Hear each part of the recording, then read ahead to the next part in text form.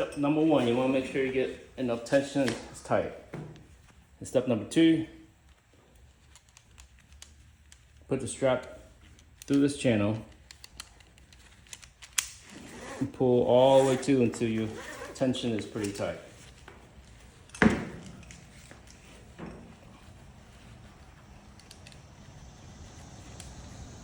You want to make sure it's not tangled up, not twisted, because it gets a little more strength. If it's twisted, you're going to lose strength. Well, first, if you need to pull this off, pull it, then you start tying it. Pull this lever. Just pull the strap off. That's it, easy peasy.